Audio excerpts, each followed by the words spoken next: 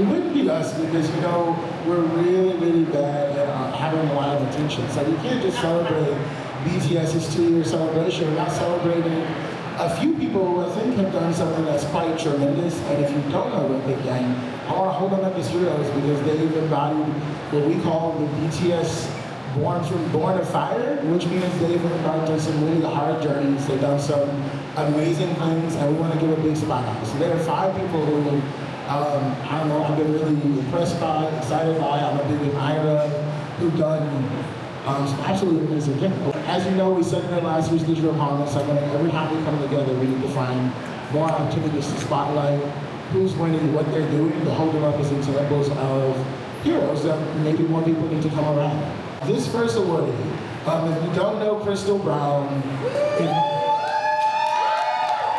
which we all do, because Crystal has been really a different trailblazer.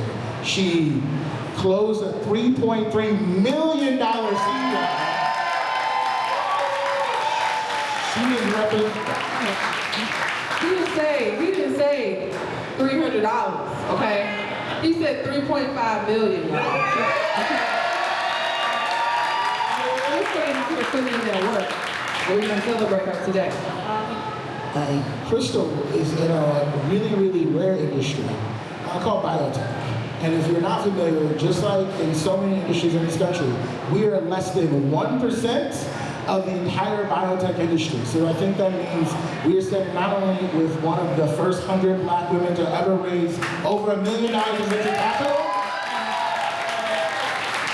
but someone who is committed to being a trailblazer and setting an example for how do we break into this industry, how do we learn about it, because like many of us, Crystal didn't start off in biotech, because she got in there, she learned, and now she's climbing. So can we please give it up for our first awardee, Crystal Brown, founder of Circnova. Crystal Brown of Circnova. How you doing today? I'm so good. Thanks for having me. Absolutely. And first and foremost, congratulations on this prestigious honor from Black Tech Saturdays. How does that make you feel to be able to get this award based off your accomplishments with Circnova? Man, I am just elated. Like, I remember when Black Tech Saturday started and Circnova started, like, we were all in there kind of together getting things off the ground. So to see the impact that they've had on the community, the impact that they've had on founders and funders and ecosystem leaders, I just think it's outstanding. And I couldn't be more proud to first be a part of it, but then also to be honored. I just don't even know what to say. We work so hard, and to be acknowledged for that means more than I could ever say. Yeah, that's huge. And with Circnova, you dive into the world of biotech, which I don't know a whole lot about. So I'm hoping that you could help us understand more about Circnova and then also the world of biotech as well, and how you carve that path out for yourself. Sure. So at Circnova, we leverage AI to be able to accelerate the way that drugs are developed a lot faster than we would be able to do so traditionally or using humans. And so AI is really not just a tool, but it's really the core of our business. That's really important when we talk about biotech and how biotech is now slowly changing into tech bio, right? With the tech being first, and really taking everything that's science and biologics and being able to figure out how can we use the tools that'll help us be able to advance medicines, advance precision medicine, advance technologies in a way that allows us to really save lives. So I pivoted in my career around 15 years ago from automotive into biotech because I saw a way to be able to produce products that could actually change and save lives. Dope. And for you, what do you feel like opened your eyes to that as a potential career? Because I know you say you pivoted from automotive, but what was that thing that gave you the understanding that you could actually pursue biotech? Yeah, it's two things. So one, I had a wonderful opportunity to work under a founder by the name of Mina Such, who had done, by that time, I think she was on her third life science biotech startup. So I got to see firsthand by working under someone else. I think it's really important that if you want to lead, that you know how to serve. So I served in that role under her for on and off for 8 years, really being able to understand the industry, being able to understand startup landscape and how to actually be able to take an idea from concept to actually maturation. You have a product in development. Yeah. Nice. And how would you say that your work now is embodying Black excellence and innovation? Oh man. So I think, especially in biotech industry, you do not see people who look like me, right? Often you don't see many people that are Black, definitely not that are Black and a woman. And so as a dual minority, it is very much my responsibility and my joy to show up in spaces where people don't expect me. And not only do they not expect me, but to see me come with solutions that are treating diseases we never thought we would treat. One thing you just asked is kind of what inspired me, and that's with my father having Alzheimer's and my grandmother having Alzheimer's before she passed. I am very, very aware that it is heavy into my genetic design. And so having the opportunity to work on diseases like that, which we do at Circnova, is really, really important to me. It is the question of how could you not versus why would you? That's phenomenal. And with the significance of this event, what would you say that Juneteenth means for you? Yes, I love Juneteenth, right? Because to me, it's so much bigger than just being about freedom. It's about inspiration. It's about motivating. It's being able to see others, like the fact that Black Tech Saturdays is 2 years old, and this is where we were, and it spawned so many of us founders and working together and bridging communities. I think that was the spirit of Juneteenth, right? And celebrating where we're going, not where we came from. Absolutely. And you mentioned your parents or your family members that suffer from Alzheimer's. When just thinking about them and then also your family as a whole and the work that you're doing and being a trailblazer in that, what would you say is like the legacy you want to leave behind when it comes to the work that you do? Yeah, I mean, listen, I consider myself something like a Harriet, right? Like, I really want people to look at me and say, even if I don't exist in this space, I can carve out a space for me and make people pay attention. One of the reasons why I think Circnova has gotten a lot of attention is because I am a Black woman in biotech, and there's probably less than 5 of us in the country that are doing what I'm doing at the scale we're doing it. There has to be more. That's unacceptable to me. That's inexcusable to me. But how do we do that? We do that by seeing more of me out there. Definitely. And Crystal, the most important question I'm going to ask you today is, I need you to name as many Black superheroes as you can. And I'm going to help you out, but you got to go until you can't think of no more. Oh, honey. Okay. Where do I want to go? I could go with the greats. I could go with your Marcus Garvey's, Malcolm X, Martin Luther King, Harriet Tubman, Whitney Houston, Janet Jackson, Pharrell Williams, Dr. Dre, Melissa Butler from the Lip Bar, I think is an amazing hero. From here in Detroit, to Diana Ross, to Stevie Wonder. Don't forget Auntie Aretha. Auntie Aretha. How could I forget Auntie Aretha, right?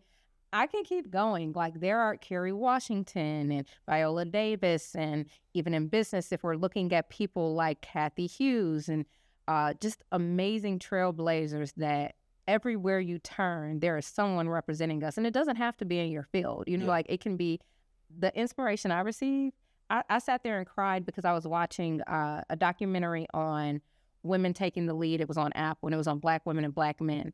And just watching like your Denzels and your Jamie Foxxes, and again, like your Viola Davises and your Angela Bassett's, and just hearing what they've gone through to be seen, I think is something that we can never discount, even if they're not in the same industry as us. 100%. And shout out to you for rolling off that long list. I'm sure you could have kept going, but yeah.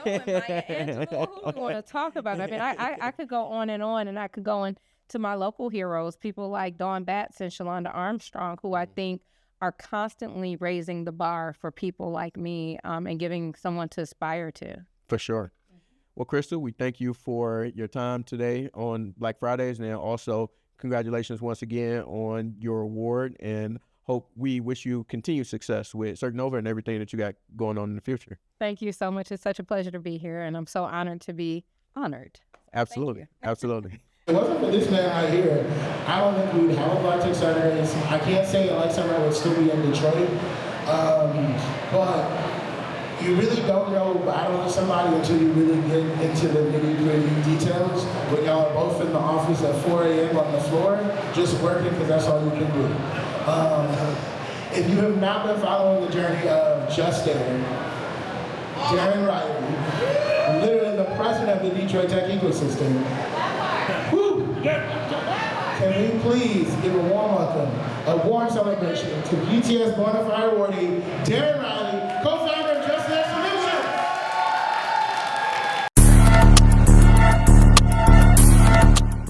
Sitting here with none other than the Rockstar founder himself, Mr. Darren Riley. How are you? I'm good, man. I would say rock star, but yeah, I'm doing good. But yeah, it's really awesome to celebrate this 2 years, man. Absolutely. In a run. Absolutely. And you were there at the beginning. So what has it been like for you to see how Black Tech Saturdays has been able to take off, and then yourself as a founder been able to take off in that short period of time? Yeah, absolutely. I mean, it's everything to me. I think it's to see where it started with just a few founders, right? A few folks just gathering in rooms and gathering in spaces, whatever spaces would allow them to gather, right?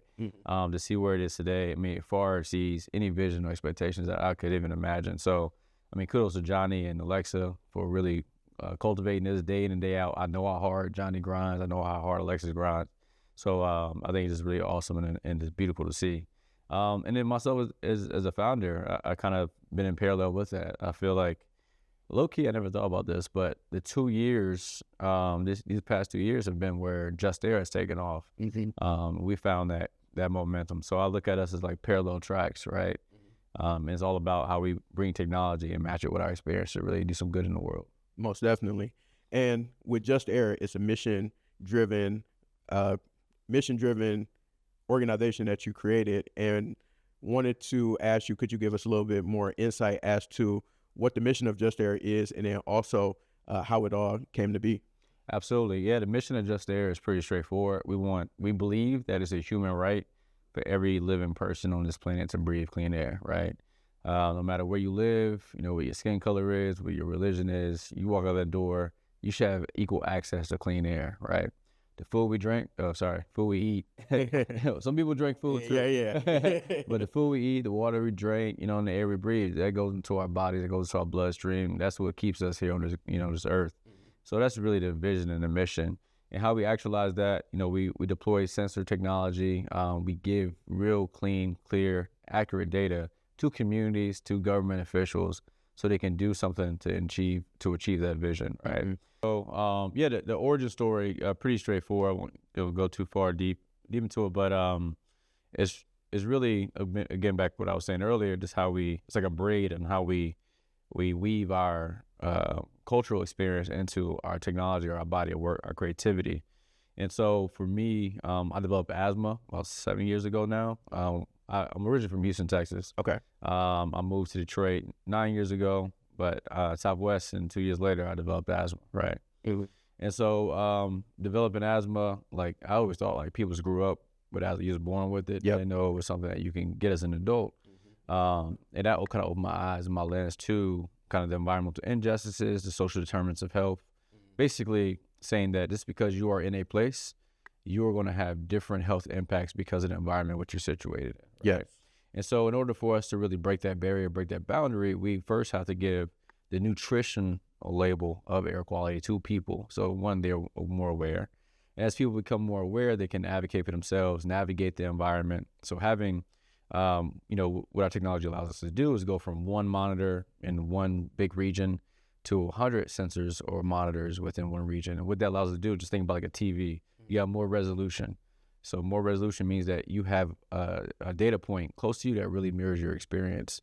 So when you walk out, you see your phone, you actually have data that is relevant to your air quality, not something that's, miles and miles and miles away. Yeah. So with that, we can inform our citizens, we can inform our region stakeholders from government to even industry. So we all can be on the same side of the table, not on different sides of the table, really trying to achieve that vision for clean air for everybody. Love that. And how would you say that the work that you're doing is embodying Black excellence and innovation for the culture? Yeah, man. I mean, it's everything. I think internally, how we walk into our space for our whole team, we embody culture just like being our authentic selves. We communicate faster because we're not wearing a mask, and in our environment, we really bring our true selves. We have a diverse array of folks on our team, and so different social cues, different ways we talk about things. We're not worried. We spend so much energy oftentimes in spaces and organizations that don't mirror our cultural experience. And I want to break that boundary where you will go home and you just feel, you need to decompress. You feel stressed. One, because you've just been acting. You've been like putting that mask on. That's one thing we want to make sure people do take that mask off and really be their true selves internally. Externally is really how we collaborate, how we partnership. So, in our culture, we're all about storytelling. We're all about the human experience. While we're a technology software company, a lot of people see us as like, you know, a service company. Like, you know, we're always out in the field. We're beyond the screen. Right. I think that's something our culture has to stick to, you know, in a way. And I think it's a benefit because because of the work that we do is touching the public so much. You need that public trust. So us going to community meetings, us going to churches, going to comments around the public on policy, people see us, people trust our information, and the storytelling is really an expression of what we're seeing in the community and making sure that expression is seen in our technology. I can go deeper in that, but you know, I think it's one, critical that we do it so we feel comfortable, but two, it's a business advantage. It's a value add. It's something that when we're being authentic selves, people feel it, people trust it, and people want to really work with us. For sure.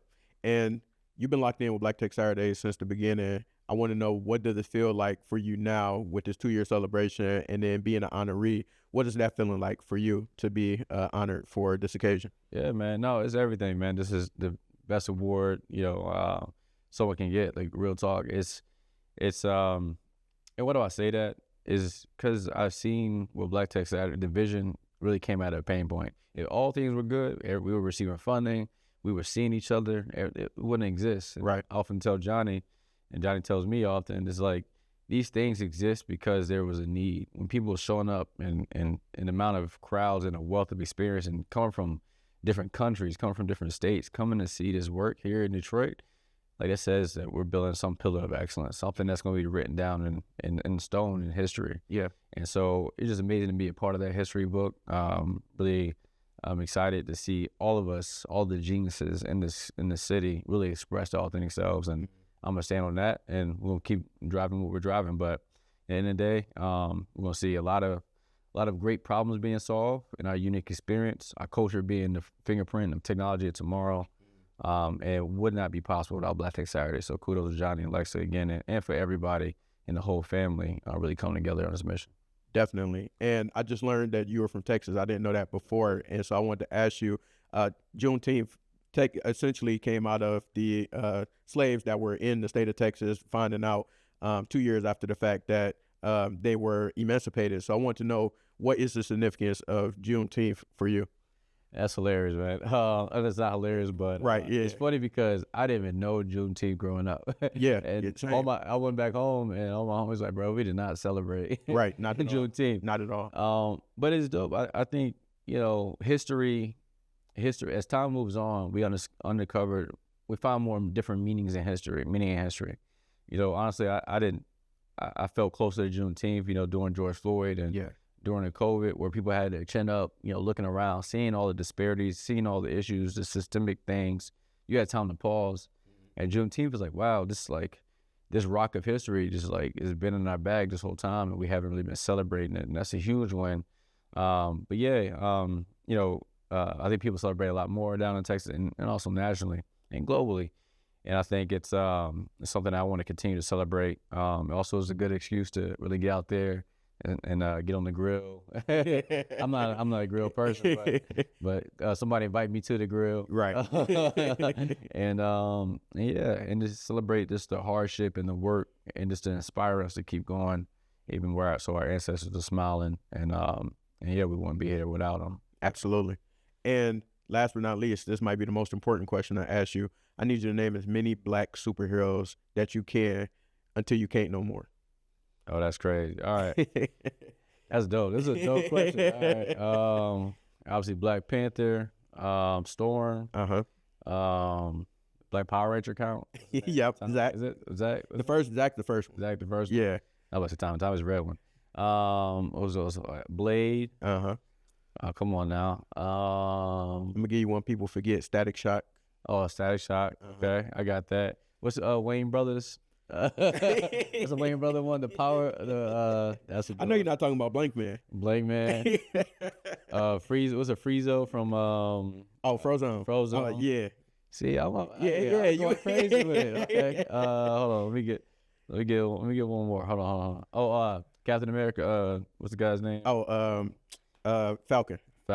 Yep. I'm gonna give you one. Luke Cage. Luke Cage is a good one. Okay. I like that. Luke Cage. Dang. What's his name? Miles Morales. Miles Morales, yeah. Yep, Spider-Man. Dang, this is crazy. I'm kind of going crazy right now. Black Lightning. I throw Black Lightning. Okay, that's a tough one. Green Lantern, because a couple of different iterations of Green Lantern is Yeah, black. Green Lantern. I'm gonna claim Namor. That is like he's one. He's one of them. Namor. I'm gonna claim Namor. Bet, That was a good bet. For sure. Well, Darren, congratulations to you again, and definitely love to see everything that you're doing with JustAir, and encourage you to keep going, and we definitely gonna keep following the journey. So appreciate you. Appreciate you, man. With love, man. Absolutely. This next founder was actually at the second BTS we ever had, and she stood up in that room and said, I'm not quite sure how to engage with y'all. All of the corporate events I go to, we just stand at bars and we kind of talk at each other, but we're here listening. This is different. And over time, I watched this founder go from being a corporate professional to building her own business to being a leader in the space. And I'm so excited to not only be awarding her, but we are forming a new partnership with the founder of Vetting, Jazmyn, to make it easier for professionals breaking into the tech industry with more hiring workshops and more career opportunities. Can we please give a warm welcome to Jazmyn Lee?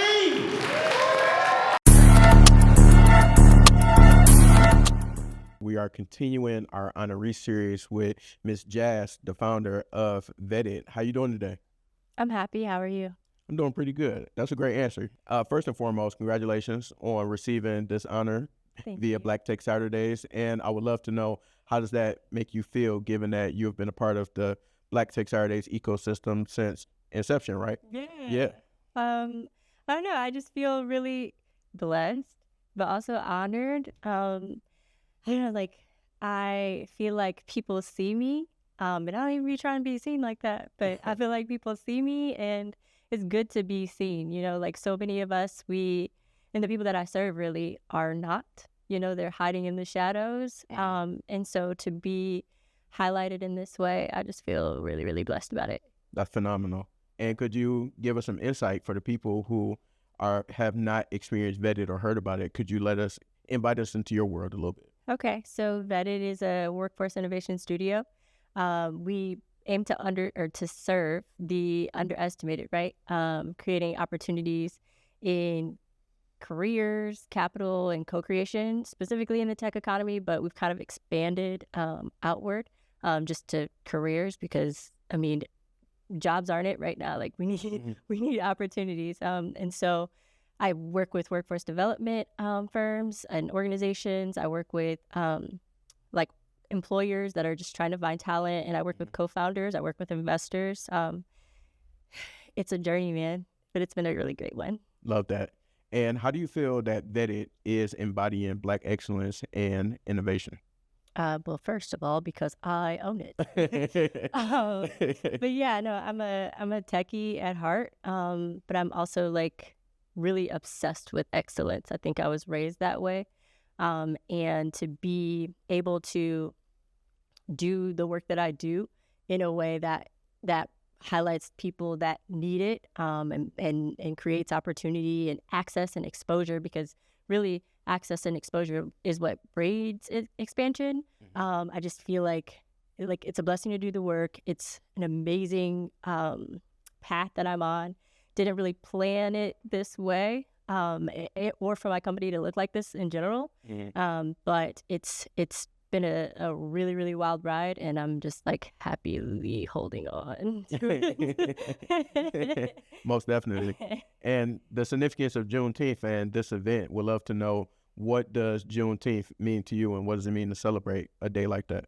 Yeah, so I'm going to be quite honest. I didn't know Juneteenth really existed until like COVID. I had maybe heard the word. Right. But like it wasn't until then where it was like put in my face. And man, it feels great to be free. I feel like I am my ancestors' wildest dreams. Like I wake up every day and do whatever the heck I want to do. Yeah. And I'm also able to impart that amongst other people and allow them to do the same thing. Help them build the things, help them get connected to the people that build the things, help them be a part of building the things. It's a really, really, really fabulous like work to be done on this earth. And I'm grateful to do it. I feel like there aren't a lot of people that look like me that actually do this type of work on a big or a large scale or a large stage. And so just the opportunity to do that, I think is just really grand. And I'm gonna use a cheat code for a bonus question for you I love because that. you were previously on the Black Friday podcast, and I just want to know, speaking of that, like the liberation piece of Juneteenth and the significance of the day, you were able to amass a 6-figure career for yourself Yeah. with vetted without a like formal education, so to speak, or a traditional educational path. Does that play into like your liberation there? How you feel about that? Yeah, I mean, no one created a blueprint for me. Like I had to kind of craft it on my own. And I'm Harriet Tubman in this thing, like in a very real way, like bringing the people along with me. Like I figured it out, and now I'm able to like go back and be like, yeah, this is what we got to do. Like, listen, don't talk back, just listen, do the things, and I can get you where you need to go. And I got you. Yeah. For sure. Yeah. Now That's actually really fire to think about. that is dope. That is very dope. Now the most important question I'm gonna ask you, Sure. very important. So I need you to focus in on your answer. Think about it if you need to, but Yeah. I need you to name as many Black superheroes as you can without stopping, and I'm gonna help you. But I need you to name as many as you can. All right. Right now? Yep, go. Johnny, Alexa, Wakanda Man. I mean, Black Wakanda Panther, Man. Harriet Tubman. What's that dude on Netflix? I don't know. Black Lightning sounds Black like a Lightning. thing. Yep. I don't know. Green Lantern. He was Yeah, black. Them, yeah, Frederick black Douglass. Superman. I'm getting them all wrong. Frederick Douglass. Malcolm X. Them. Martin Luther King. Martin Luther Jr. King. Yep. Learn truth. Yep. All of them. You got some more? Yeah, I got some more. You? I'd be 'Cause you Wells. doing the things? Yeah, I try. You know, I'm just a brother from Schoolcraft, but you know that could be a superhero depending on the day of the week. No, but low-key, everyone in our ecosystem are superheroes in their own right, doing the things. I keep wanting to cuss, but like they're doing the things, like doing things that Black people just aren't expected to do, and they're doing it in big ways, and I'm just so proud of them. I'm so proud to be their friend. Big time, big time. So shout out to the ecosystem. Shout out to you once again for the honor and Black Tech Saturdays as well, and I'm celebrating 2 years of being in existence, which is really cool. So Right? That's been so cool to watch, like just from a small room to like the Digital Empowerment Summit, like those big, massive events that they have, and people just like from out of state asking me like, what's this Black Tech Saturdays thing? Like, what's that Black Tech Saturdays thing? I love that so much. Yep, same people. I know people out of state telling them about it, advocating for it. So it's huge. Yeah. Detroit making a wave again. That's what we do. That's what we do all day. Trendsetters. Business founder embodies what it means to be impacted by a problem, see a solution, and go build it. He didn't just build a mobile eye clinic because he was like, it's a business opportunity. He was personally impacted. He saw many people that's really lacking the support and service they need. And he said, I'm going to leave it and solve the problem. So can we please give a warm welcome to BTS Legacy Award winner, Dr. Cleamon.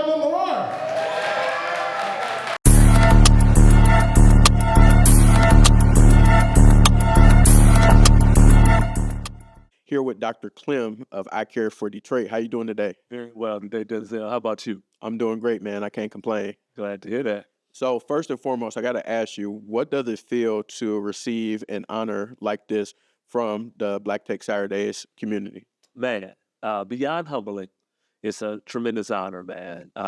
You know, we worked really hard in the city of Detroit, man, to try to help seniors, you know. But as I think about technology and innovation and the work that Black Tech Saturdays is doing, man, I'm overwhelmingly proud to be receiving this honor. Yeah, very nice. And I Care for Detroit, your nonprofit that you started here in the city with the mission-driven work. Could you tell us a little bit more about the services that you provide for those seniors that you mentioned and the work that you've been doing over the years? Absolutely. So, hey, I Care for Detroit, man, we're on a mission to provide a clear path to access to better vision for Detroit's 40,000 homebound. So we bring vision services directly to the living rooms and into the driveways of homebound Detroiters. And we also help with transportation to get to our clinic. So full comprehensive vision exams and referrals to ophthalmologists, and we fill eyeglass prescriptions. Awesome.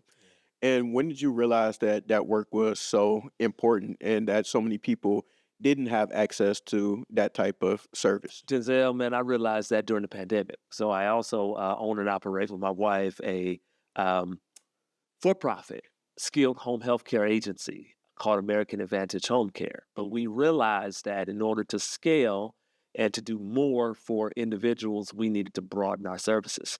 So we needed to identify a gap. 95% of seniors wear glasses. So that's our target audience. And no provider comprehensively looks at inner city Detroit and says, let's get into the homes and take care of folks at that level. Absolutely.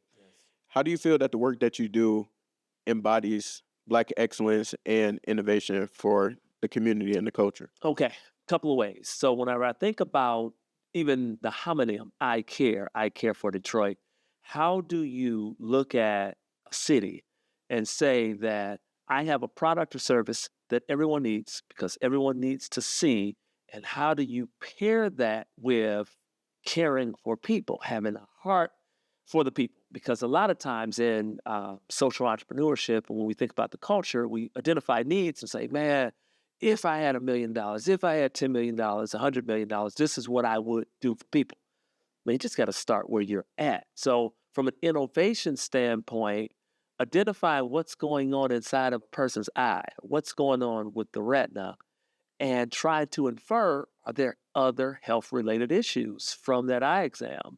So innovatively, we are building comprehensive care plans that start from the eye. So in view of diabetes, onset, Alzheimer's or dementia, heart disease, how do we proactively address some of those healthcare issues in the home simply by doing an eye exam? Yeah, so from the culture standpoint of saying, hey, it seems as though from a heredity standpoint, some of us may have higher chances of some of these illnesses and diseases. How do you offset that? You know, so I think that's going to be a tremendous value add to the culture for sure. Absolutely. Speaking of the culture, what is the significance of Juneteenth for you and the essence of what this event is based in? Okay, so let's go there. Liberation. So when you look at, hey, post-Emancipation Proclamation, many of us still did not realize that we were free. Today, a lot of us find ourselves in bondage, whether it's financial bondage, whether it's intellectual or social bondage, or even corporate bondage, where a person says, man, I don't have the job that I want. I'm not doing the work that I want to do. So for me personally, I realized a few years ago in 2019, man, I made a proclamation. That proclamation was, I ain't interviewing no more. I was a semifinalist for the presidency of Henry Ford College. I knew I was ready at age 41, man, to lead a college. But the board and the search committee didn't deem me fit. So I had to ask myself, Denzel, from that standpoint, would I stay trapped in the chokehold, if you will, or the limited vision that others had for my potential? Yeah. I knew I was ready to lead, man, and lead in a major way. And I knew it would be up to me, family, God, and the community, man, to set me free to do some great work. And that's what we're doing. Yeah. And then that ties into the liberation aspect that you spoke of when it comes to Juneteenth. No doubt about it. No doubt about it, man. The liberation of whatever that I'm not going to do anymore. Like, I'm not going to be a slave. I'm not going to close my eyes and close my mind. I'm not going to limit myself because can't, my acronym for can't, is crazy and not true. Somebody tell you can't do something, man, that's crazy and not true. Just go ahead and do the damn thing. Love that. Yes, sir. And probably the most important question I'm going to ask you here today is I need you to name as many Black superheroes as you can without stopping. All right, without stopping. Oh, and I'm here to help you, but I'm gonna let you get going, and I'm gonna see where I can help you at. Oh man, okay. I got Flash. Right. Wait, what Flash? What Flash Black? Man. I think one of them is Black. A version Black of it. Flash. Yeah. All right, man. John Shaft. John Shaft was okay. a hero. Yes, sir. Man, let me go further and go harder in the paint. Oh man, I got the King of Zamunda. Let me see who else I got. I got Black Dynamite. Black Dynamite. Okay. I got Blank Man. Blank Man. Okay. Yes, got some classics. Yes, sir. Give you one more. Meteor Man. No, yes, sir. Meteor Man. Give you Meteor Man. For sure, absolutely. That was a good one, Denzel, man. I appreciate that curve, man. Hey, speaking of, hey, man, I think the Hurricane. I think the role that Denzel played, man. Okay. Hey, man, that was very superheroic. No doubt about it, man. Apollo Creed. Creed. There we go. He was very heroic. Okay. Man. Then you got the Creed series, man. No doubt. Superheroes, man, for sure, man. But hey, real talk, culminate young. Okay. Real time. There we go. Now we talk. Superhero. You know what I'm talking about? Yes, sir. Malcolm, Martin, absolutely. Yep. Yeah, man. Yes, sir. Huey. Lot of Yeah. superheroes, man. For There we go. I like that. I like that take. Nat Turner. Come on now, man. Yeah. We talking about superheroes, right? Yeah. Hey, and the biggest black superhero, Jesus Christ. Come on. We're gonna drop the mic. Yeah. Go down. Yes, sir. Very dope. Man. Very dope. Captain American Advantage. Yeah. Captain American Advantage, you take it back. For sure. Straight up. For sure. Well, Dr. Clem, we love to see all the work that you're doing in the city, sir. and I'm very happy for you to be able to receive this honor for this celebration, well deserved, and we encourage you to keep going and here to continue to support you along the way. Going hard in the paint. My man. Thank you, Denzel. Absolutely. No problem. When you're an entrepreneur, you really start to understand that everything about you is an entrepreneur. So here is a serial entrepreneur who's globetrotting. He's not the founder of just one company, he built multiple. He's not having success at just one level, but many. And she did something this year, but I'm like, if we don't stop and scream and just celebrate, this next founder, Deirdre Roberson, founder of the Lab Drawer, co-founder of the founder of Eumelanin. This year, she's not only taking her business Eumelanin to new heights, but how many people saw that Eumelanin went to Macy's this year? How many people saw how fast it sold out? So we please give a warm welcome to a founder many of us already know. All of us should be her biggest fan. Can we please celebrate Born to Fire awardee, Deirdre Roberson?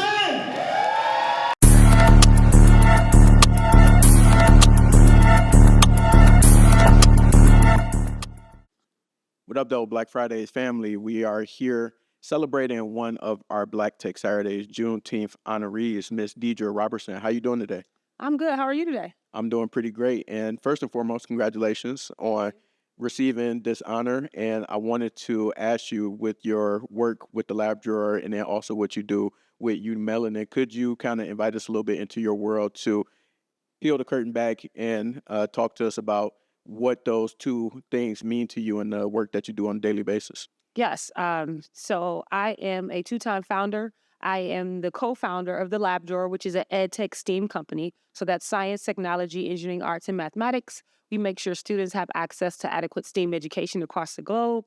And then I'm also the founder of Eumelanin, which is a Black-owned, woman-owned luxury brand. And Eumelanin is named after the specific type of melanin responsible for the Black and brown color in skin and hair. And we honor and celebrate Black fashion pioneers that paved the way. I think what's important to note is all my work is at the intersection of science, design, and Black people. How would you say that your work reflects Black excellence and innovation?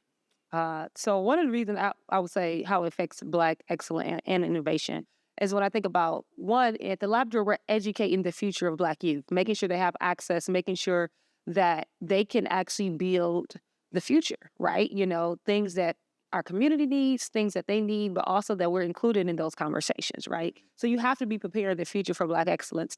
And then with Eumelanin, that kind of is a now thing. It's present. It's honoring who we are. It's celebrating our beautiful skin tones. But then it's also reaching back into the past and honoring the Black fashion pioneers that came before us. So we try to do that in our work at the Lab Drawer, and I definitely try to do that in my work at Eumelanin. All my companies, I try to develop them with a purpose. They kind of all came out of passion projects. And so me being Black, me being a Black woman, and knowing my history of Black excellence and innovation, I want to bring that to the forefront of everything I do.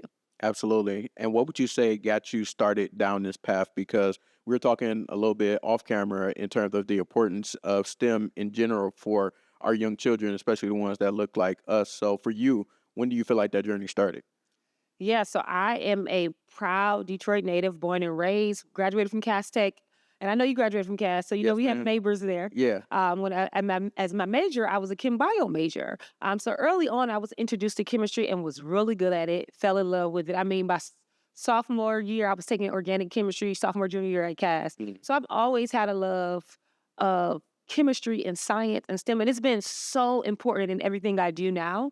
But also growing up in such a competitive environment like Cass, being around Black excellence and other students that look like me pushing, our limits and being welcome in that space. I never questioned who I was in that space. But, having that science background, that's how it started early. That's Cass Tech woken that up in me. And it literally has laid the foundation for, I went to school, I majored in chemistry, chemistry is like the underlining pillar of how my work all intersects too. So. Yeah.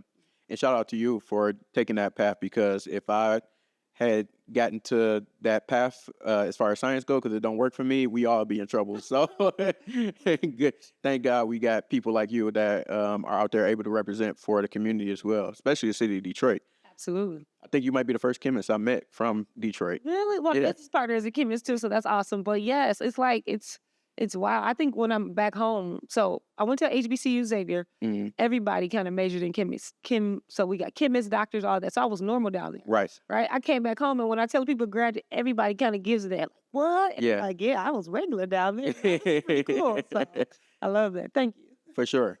And the significance of this event, what we'll be celebrating, is Juneteenth. And I want to know, for you, how does Juneteenth resonate with you, and what is the significance of it? Oh my God. I think Juneteenth is so important. And years ago, I'm glad that it kind of got on the radar, especially after George Floyd. We were in the streets, COVID was happening. We're still out here protesting and fighting for our lives, still in the streets. Yeah. But I think before that, we weren't celebrating it properly. We didn't understand what it was. And I think that kind of awoken everything. Like, cool fact is, in like 2018 or 2019, I was on a group of people who actually started the Juneteenth festival here in Detroit. Fire. So did all the history, all the research. If it wasn't for COVID, we probably would have kept it going. And, I got enough going on. Yeah. But learning the history of these Black neighborhoods and like all these amazing Black communities that existed around America is just so important. And then like we've always been taught slavery, but like that real story of Juneteenth, like people didn't even know they were free. Somebody had to come in and free the last, enslaved people and let them know. And I think it's something we need to honor, and we used to. But we celebrate all these other holidays, and I think this one is really significant for us here because it kind of marks it. Like July 4th ain't really for us. We were still enslaved then, so I think it really gives us something to celebrate. It really makes us think and reflect, and it actually now tells a truer story of our history.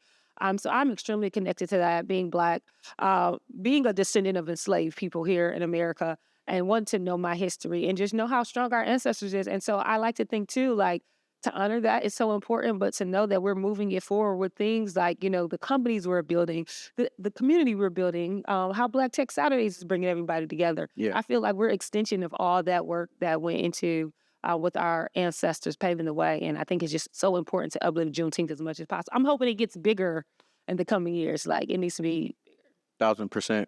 And last but not least, I need you to do me a favor. I need you to name as many Black superheroes as you can. So we're going to do Black Panther. We're going to do Storm from X-Men. Okay. I know it was like another show of a guy. It was like, what is Blade? Blade, there you go. Blade, but also Black Lightning. Black Lightning. What's the one that's like Black, the younger version of Black Lightning? It's a cartoon. I don't know. I'm gonna give it to you. Static Shock. Static Shock. Okay, I haven't watched that, but that sounds interesting. We don't have enough though. Right. Yeah. But I'm a superhero person and like a super Black person, so I was like, I know I got a couple. Yeah. For sure. Well, thank you for pulling up on us in this platform, and very happy to be able to celebrate the significance of Juneteenth, anniversary of Black Tech Saturdays, and also your accomplishments as well. So thank you. Thank you. Thank you for having me and doing this amazing interview. I appreciate it. Absolutely. Anytime. All right. Happy Juneteenth. Happy Juneteenth. Yes.